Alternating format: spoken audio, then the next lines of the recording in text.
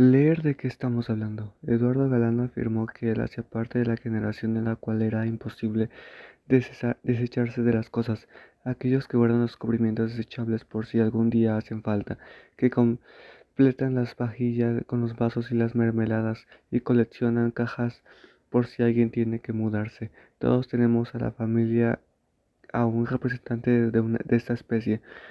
Son ellos quienes han desechado la crisis valores y las costumbres. Bueno, también vale decirlo, el mundo intelectual y académico afirmó que el sujeto estaba condenado a las verdades eran relativas, es decir, en el siglo XX y el siglo XXI se define por la angustia y malestar de la incertidumbre.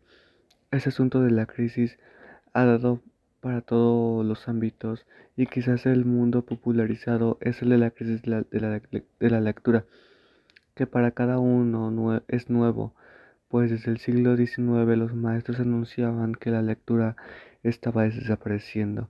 En el siglo XX, ap- apareados en la preocupación, se puso de moda la promoción de los hábitos de la lectura y aparecieron los promotores de la lectura agenciados de los ministerios de la educación de cultura, porque era necesario que los niños y adultos leyeran y eran desempeñados un importante papel como medidores del libro y de la lectura. Son ellos quienes han establecido lazos entre la biblioteca y la comunidad. Han desarrollado estrategias como un buro de lector de biblios para que los libros también sean vistos como un producto de consumo cultural. El consumo de la promoción de los hábitos de lectura, o mejor, de las prácticas de la lectura, es que nos lleva a un cuello de botella, porque una vez nos detenemos a pensar que consiste la mencionada crisis de la lectura, y eso precisamente es lo que dificulta el trabajo de los promotores y maestros, además, porque apenas estamos entendiendo que prácticas lectoras es indispensable desarrollarse como los primeros años de la infancia, pues entre los 0 y los 5 años cuando se debe iniciar y socialmente la internacionalización de la lectura, porque allí recibe nuestro primer ingreso a la cultura desde esos primeros cuentos, historias, relatos que escuchamos y nos leen en voz alta. Se construye nuestro más profundo universo atesorado. Es cierto que algo se quebró en la historia de la lectura, que las prácticas han cambiado y que ya no leemos de la misma manera que una mujer del siglo XIX. Y esto es realmente lo que cambió. Lo hemos dejado de leer, nunca la gente sigue leyendo en las calles, en los parques, en las bibliotecas, en los salones de clase, en sus casas, en los buses. Y si así no fuera, periódicos del que hubo, por ejemplo, no se venderían. Entonces la crisis es un incierto orden de lectura. Los jóvenes siguen leyendo, pero son otros lecturas y otros modos de leer. Las historias nos han demostrado que la lectura cambia y refunda y crea nuevos públicos lectores. Estamos de acuerdo en que leer es intrigarnos, provocarnos y encontrar los indicios que nos permiten construir sentido para poder hacer ejecutaras sobre el mundo. Siempre a pesar de la época fe que procesamos en este mundo de desencanto, estamos codiciando el sentido que queremos, parte de lo que Raymond Will- Williams llama estructura de sentimiento. La estructura del sentimiento es la pulsión de una época manifestada en el arte y las consecuencias en su pulsión en la praxis cotidiana en los públicos lectores corresponden a la estructura de sentimiento a la cual son herederos, porque aunque sea intangible, esa pulsión influye en la construcción de sentido, en las significaciones y el consumo, en el contexto que debemos evaluar, en el cual la exigencia lectora de nuestra época para que la lectura pueda ser validada y legitimada.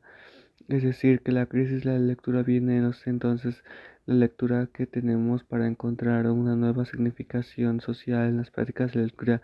Graciela Montes afirma que es como si confluyesen, por un lado, un conjunto de ideas a hacer acerca de la lectura, bastante citalizadas, es resabio la estructura del sentimiento de un momento histórico anterior y por el otro un estado ánimo corresponde a la época en la cual la práctica de lectura no termina de encontrar un sitio y un desencaje, y el desencaje nos provoca desasosiego, y el desasosiego nos lleva a multiplicar los discursos y que cristalizan, se convierten en trampas.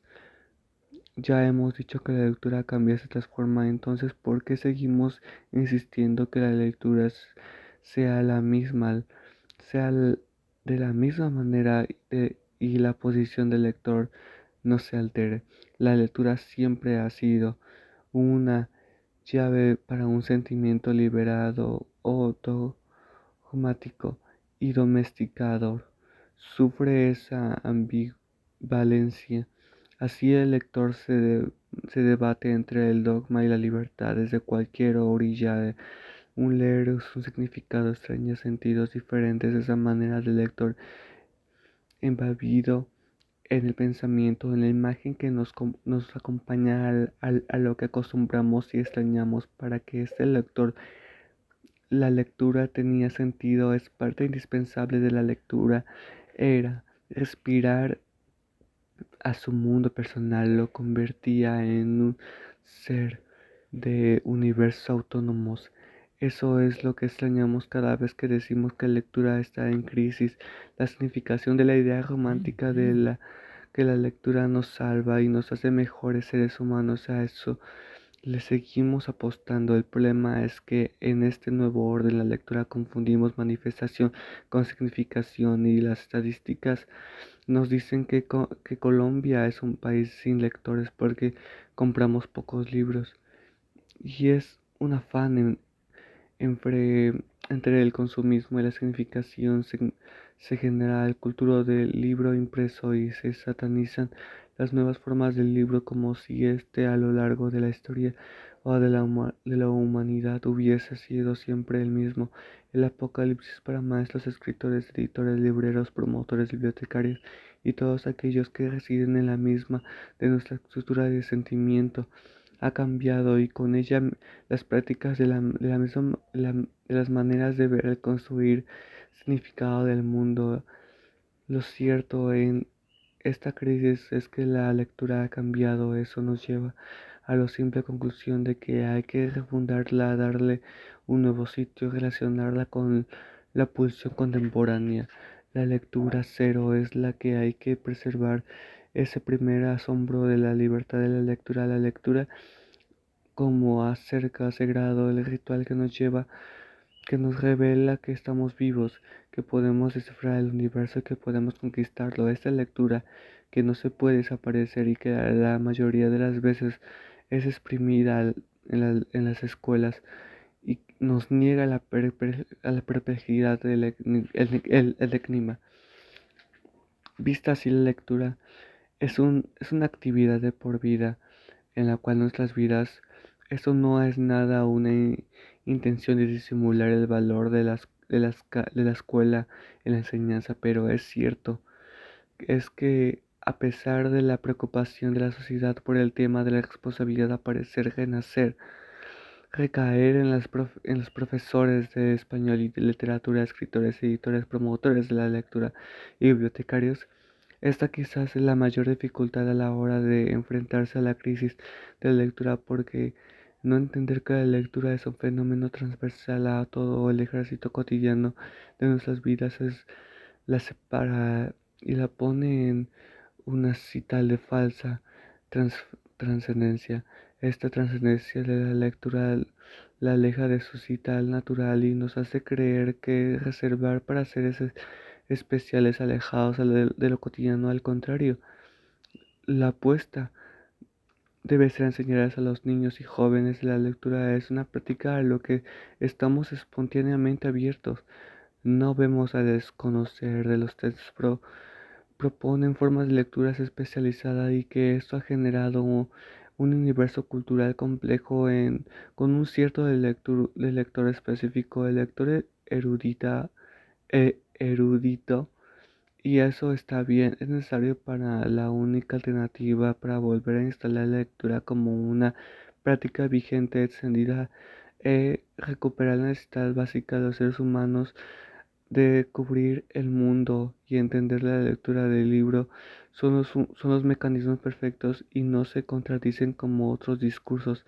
La respuesta no está en acusarla a la televisión, al internet, al cine o a los juegos de video.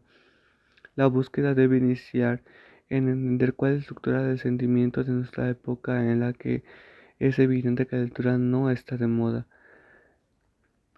Esa lectura inicial, aunque estemos en lo tanto de no novedades editoriales en el libro, sin importar su aporte material, su condesa del acto de lectura. Por eso es tan importante su adquisición, porque son las transformaciones materiales del libro las que nos enfrentan a las nuevas formas de leer. No es necesario asumir una actitud de secta ante las nuevas tecnologías.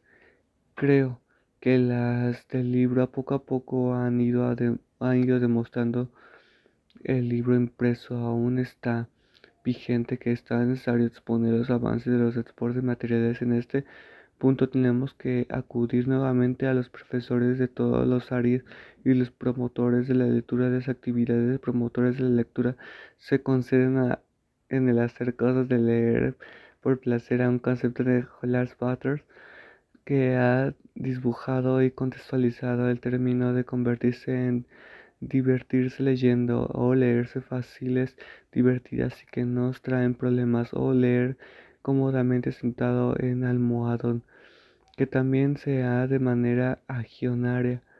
La lectura al tono de la época es de suponer que los textos hacían pensar más que otros, pero los que hacían pensar enfrentarían tanto y tan bien como los otros. En cambio, el mandato de lo advertido produjo un gran recoge en las lecturas y una homogenización que creó condiciones negativas a la práctica. Graciela Montes. Quizás es un afán de equiparar una lectura a las nuevas formas de entretenimiento para ofrecerle a la sociedad actual. Ha generado este tipo de prácticas lectoras que bien se pueden resumir en leer por leer sin construir significados. Si a esto le agregamos la ausencia de maestros y promotores de lecturas, que el panorama es mucho más grave. Es difícil transmitirle el mundo del amor por lectura, por el libro, si quien enseña no hace parte de una comunidad de lectores y ha olvidado su relación primaria con la lectura. Creo que este es uno de los asuntos que entraña mayor dificultad en la legitimación de la lectura en nuestra época. La asistencia de los hábitos, la lectura, el leer por placer, es decir, el entretenimiento, ha terminado por despojar a la lectura de su carga de insubordinación y deseo. Si bien respondemos a un orden de lectura que es impuesto por los lineamientos generales de educación y que se sustenta en la construcción de un canon indispensable, conocer la lectura nos permite la distancia y la rebeldía necesaria para subvertir ese orden.